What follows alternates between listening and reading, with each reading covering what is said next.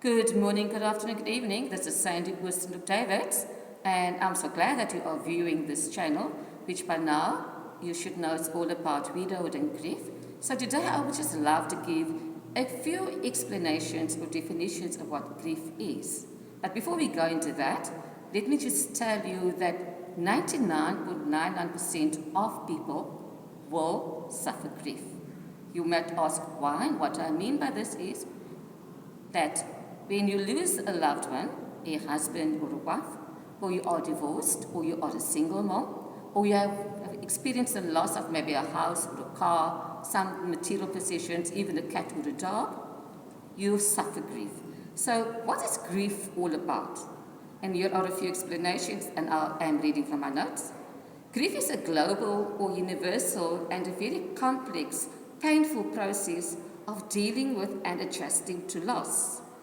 It is such an intense sorrow and great sadness that besets a person caused by the death of a loved one, which is one scenario, the separation by divorce of a beloved husband or wife, and also the rejection that many people suffer. So grief is a very strong emotion which in most instances can be very overwhelming, regardless of the sadness it's caused as a result of death or debilitating illness, and it might be like a death sentence to the one now having to process grief. Grief is the natural response to loss. It is the emotional suffering a person feels when something or someone you love is taken away from you. The lifespan of people, according to the Bible, is 70 to 80 years, even 120 years. Yet, we do not know the length of time between our date of birth into this world and the date we leave this world. How long that will be. And I think that this is the crux of the matter. We have no control over it, or do we? Grief is also an external manifestation of what is being experienced internally. If the heart is wounded, what happens to that person? So grief is like I said, an external manifestation of what is being experienced internally, and the pain will be seen on the person's face, and a reaction will be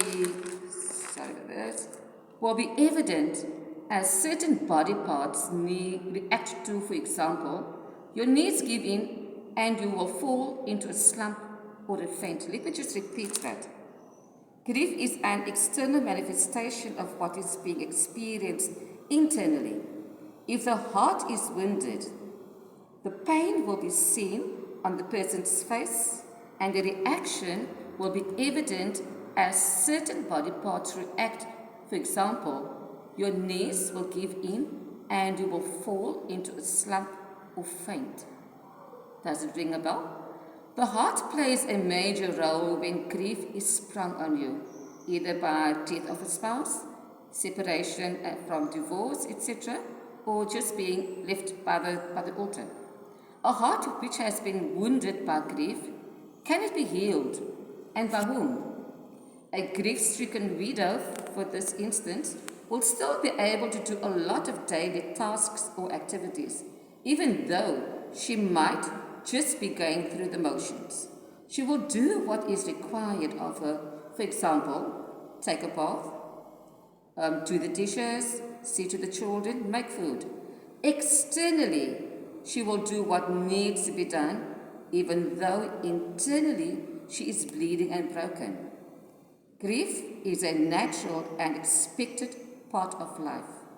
Everything that has life in it, albeit a human, an animal, a plant, flower or tree, has a lifespan.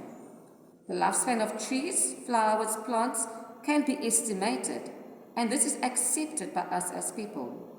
Animals grieve when a partner dies, and the lament or cry that is uttered can be so devastating. So what about us? Grieving, especially the widows, the family of a widow. So I am so glad that you are tuning in, that you are listening to this channel. Like it, comment, I will reply to your comment, and above all, subscribe.